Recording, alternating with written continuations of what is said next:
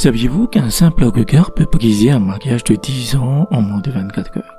Si votre époux, qui était hier votre refuge, vous apparaît soudainement comme un monstre, une bête hideuse, ou si l'atmosphère de votre propre maison vous étouffe alors que vous êtes apaisé dehors, ce n'est pas une crise de couple. C'est peut-être ce que le prophète Suleiman alayhi salam a combattu. C'est peut-être le cirque de séparation. Assalam à tous. Aujourd'hui, on ouvre le dossier du divorce invisible. On va parler de ce sortilège, comment ça fonctionne et comment on peut le traiter. Pour comprendre ce mal, il faut revenir à la source. Allah nous dit dans la sourate Al-Baqarah, le verset 102, que les démons ont signé aux hommes ce qui sème la désunion entre l'homme et son épouse. Le prophète alayhi salam nous a rapporté, selon Jabir, une réalité terrifiante. Iblis place son trône sur l'eau et envoie ses brigades. Le démon le plus gradé, le plus proche de lui, n'est pas celui qui a fait voler ou tuer. C'est celui qui vient dire « Je ne l'ai pas lâché jusqu'à ce que je l'ai séparé de sa femme ». À ce moment-là, Iblis lui dit « Tu es le meilleur ». Car aux yeux du diable, en fait, séparer un homme de sa femme, en fait, c'est le pire des crimes aux yeux d'Allah. Comment cela arrive-t-il techniquement? Le sorcier, le sahir, donc demande au demandeur. Donc imaginons que celui qui vous fait le sortilège va voir le sorcier. Le sorcier lui demandera le nom de la victime. Donc là, le vôtre, si vous êtes votre nom, si vous êtes ciblé, et ça va et celui de votre mère, ainsi qu'une trace. Cette trace peut être des cheveux, des vêtements. S'il ne peut pas avoir ça, il ensorcelle de l'eau. Cette eau est soit ensuite versée sur le chemin que la victime emprunte, donc c'est ce qu'on appelle un cire piétiné, soit elle est mélangée à sa nourriture. Dès que le contact est fait, le djinn entre en scène pour fausser la perception de la réalité. Le cirque de séparation, on peut l'identifier par différents signes et changements de comportement entre un couple. Si vous cochez ces cases, le doute n'est plus permis. Ce n'est pas nécessaire qu'il faut cocher toutes les cases, mais si vous avez plusieurs signes qui se cumulent en fait et que vous n'arrivez pas à comprendre la raison, alors vous avez affaire à un cirque de séparation. Premièrement, les signes psychiques. Le passage brutal de l'amour fou à une haine viscérale. Vous avez aussi une suspicion maladive entre les deux époux. Vous avez aussi noté que la moindre chose, ça crée des soupçons. Aucune excuse n'est acceptée, même si l'un a raison, l'autre refuse le pardon. C'est-à-dire que votre conjoint refusera de vous pardonner et vous haïra constamment pour ça. Ensuite, vous avez les signes visuels. C'est le point crucial cité par Ibn Kathir plutôt. L'homme voit sa femme comme étant laide, même si elle est très belle. Et c'est vice versa. Si c'est l'homme qui est touché, en fait, elle va voir sa femme laide, mais si c'est sa femme qui est touchée, c'est l'homme qu'elle va voir comme un monstre. Parce que le djinn chargé du sortilège se superpose entre les deux, au visage de l'époux. La femme peut voir son mari avec un visage terrifiant ou bestial. Vous avez aussi les signes environnementaux qui se distinguent par on grossit des disputes futiles. Une tasse mal posée devient un drame d'État. Le symptôme géographique. Vous êtes heureux dehors, tout va bien, vous guiez avec des amis, mais dès que vous passez le seuil de votre porte, une dépression lourde vous écrase. Donc voilà, ça c'est les signes qui sont propres au cirque de séparation. Et vous pouvez vous autodiagnostiquer par rapport à ça. Et si un raki, vous appelez un raki en fait, c'est les questions qu'il doit poser. Est-ce que la perception est différente? Est-ce que vous vous sentez mal à l'intérieur, etc. Comment traiter le cirque de séparation? Avant même le commencement du traitement, il faut nettoyer, il faut purifier le lieu pour que les anges puissent entrer. Donc, retirer toute image, ça peut être des photos, des statues ou des amulettes de la pièce. Si vous avez des photos de saints, voilà, ces dessins dans votre communauté, là vous pouvez les garder. Mais tous les autres images, photos de famille et tout, il faut s'en débarrasser. Aucune musique. Il ne doit pas y avoir de musique. La passion, donc dans notre cas, on va prendre une femme en fait qui est traitée. La passion doit être en état de pureté, donc elle doit être en wuzu. Elle doit être voilée. Ses vêtements doivent être bien attachés pour ne pas se découvrir si elle s'agite. Il ne faut pas qu'un morceau de son corps puisse être dévoilé.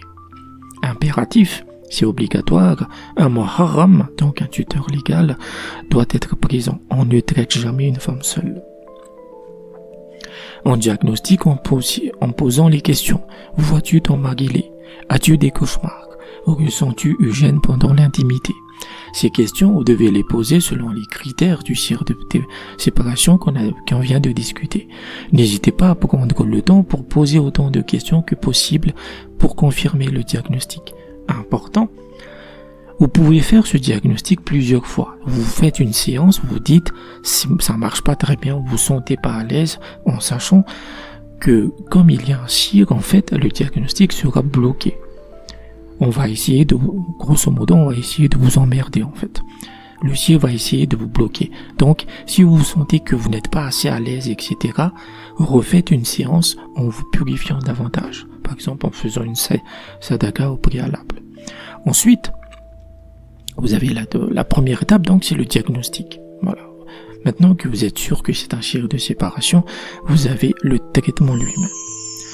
Le raki, ou quelqu'un qui prend le rôle du raki, c'est-à-dire que moi ce que je propose c'est de l'auto-ruqya, en fait vous pouvez le faire vous-même, mais si vous êtes tout seul, en fait vous pouvez pas vous le faire tout seul, ça marche pas comme ça, il faut que quelqu'un vous le fasse. Donc ça peut être un proche de votre entourage et vous lui demandez d'être pieux et de pratiquer la prière pendant quelques semaines avant de commencer la séance. Voilà, un raki c'est juste quelqu'un qui est pieux en fait, c'est tout.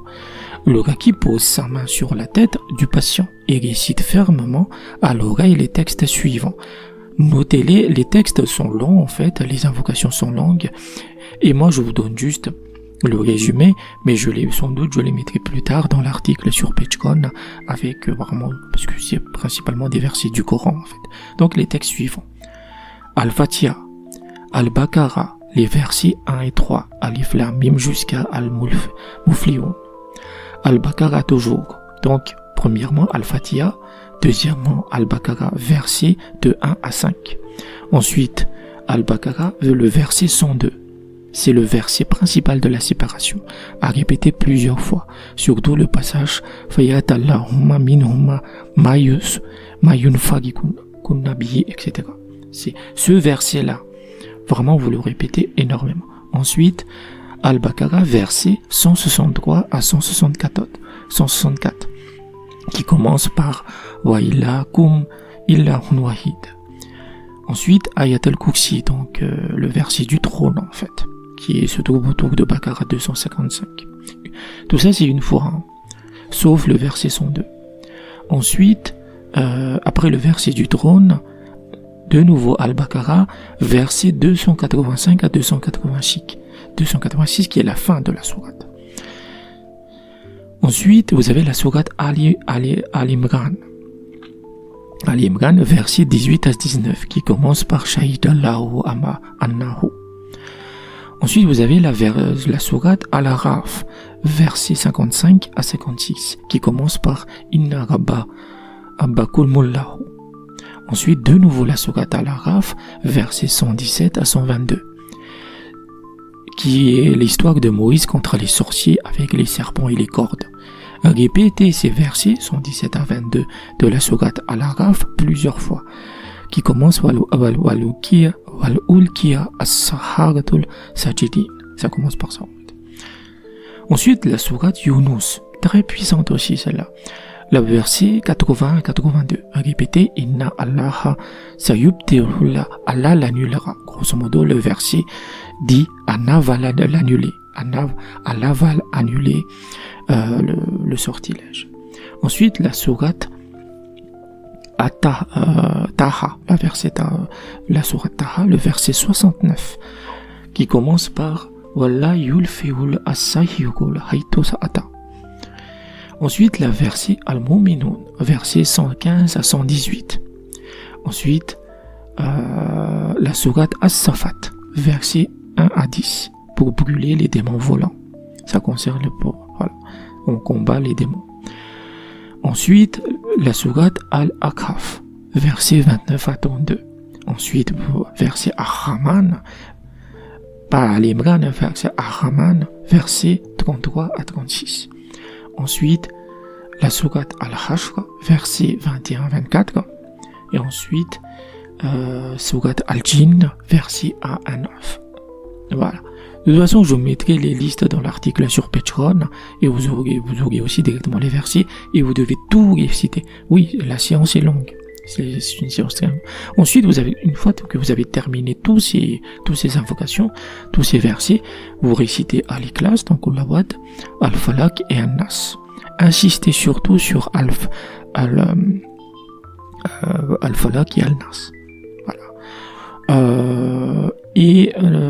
Insistez également quand vous récitez Al-Falaq, insistez sur le verset Al-Nafashat. Ouais, donc ça c'est très important. Ça c'est tout le traitement. Je le répète, si vous connaissez un Raki ou quelqu'un de pieux, vous lui donnez ces versets, attention, hein, l'audio ça marche pas. Hein. Non, mais voilà, il y a des gens qui font... Non, il faut que quelqu'un le fasse. Moi, je vous donne la liste, mais il faut que quelqu'un les récite en arabe. Voilà, si vous savez pas lire l'arabe, en translittération, pas de traduction. Pas de traduction, je le répète, pas de traduction, ça doit être à voix haute, en fait. Donc, en arabe, c'est mieux. Voilà. Ensuite, quand vous allez faire ces versets, vous avez différents types de réactions. 3 choses peuvent arriver à la victime.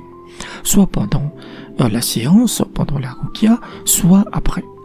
Le premier cas, qui est la crise d'épilepsie, qui est symbolisé parce que le djinn va parler, en fait. Si le djinn parle, traitez-le comme un cas de possession. Il ne faut pas en avoir peur. Demandez son nom, sa religion. Si l'un dit où est caché le sortilège, attention au mensonge. Les djinns mentent souvent. Ils mentent systématiquement pour accuser un innocent. Ne croyez pas s'ils nomment par exemple quelqu'un de votre entourage au hasard. Voilà, faites très attention en fait.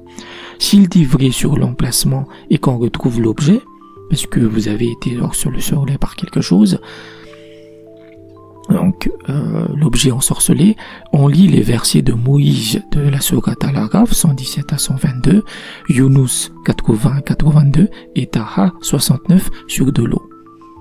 Voilà, c'est de l'eau coranique. On dissout l'objet dedans. On mettait l'objet dedans. Imaginez que c'est une petite pochette, c'est souvent ça en fait. C'est souvent ce genre de saloperie. C'est une toute petite pochette en tissu où ils ont mis des trucs dessus. Donc vous mettez cet objet, quel que soit l'objet, vous mettez cet objet dans l'eau coranisée. Et ensuite, vous jetez l'eau très très loin de la maison. Vous versez l'eau au loin. Si c'est un sort alimentaire, donc c'est quelque chose que vous avez bu, vous avez des douleurs d'estomac, vous sentez que on vous a affecté par la nourriture, la patiente doit boire cette eau coranisée. Le deuxième cas, il n'y a pas de crise d'épilepsie, mais uniquement des vertiges et des frissons. Il n'y a pas de crise. Si la personne tremble mais tombe pas, ça signifie que le djinn est en train de résister. Dans ce cadre-là, cette seule séance ne suffira pas. Enregistrez Ayat al-Kursi et si vous savez la réciter, c'est mieux, mais enregistrez-la en boucle pendant 1 heure. 1 heure qu'il faut la réciter constamment pendant 1 heure et faites écouter au casque 3 fois par jour pendant 1 mois complet. Grosso modo, si ça c'est le deuxième cas, le djinn n'a pas parlé, vous récitez Ayat al-Kursi 1 heure de suite, pendant 30 jours. Voilà.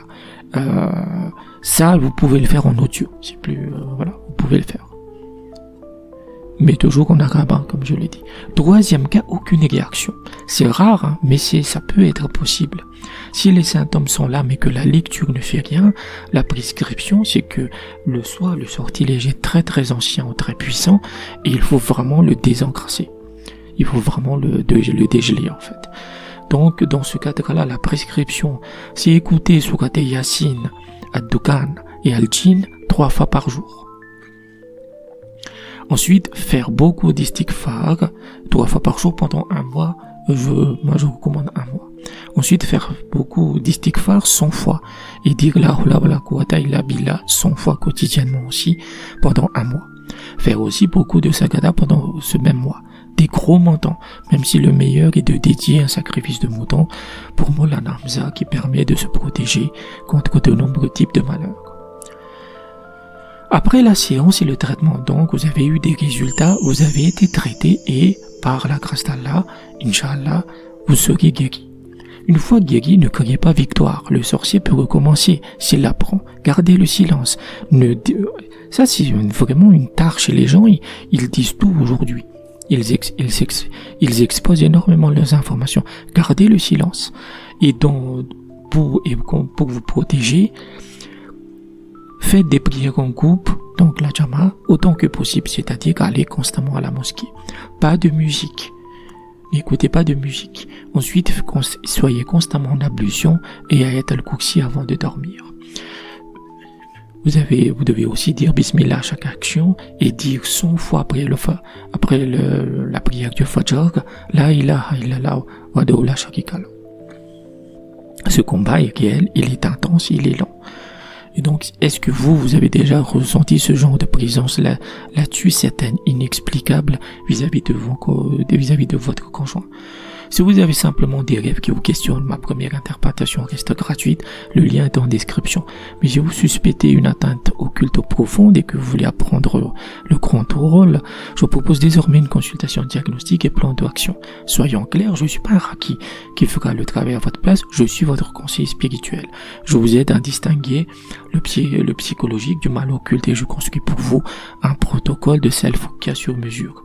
C'est un accompagnement complet par message WhatsApp sur 7 jours pour 45 €. On analyse vos symptômes, on sélectionne vos invocations et je vous donne les armes pour vous soigner vous-même en fait.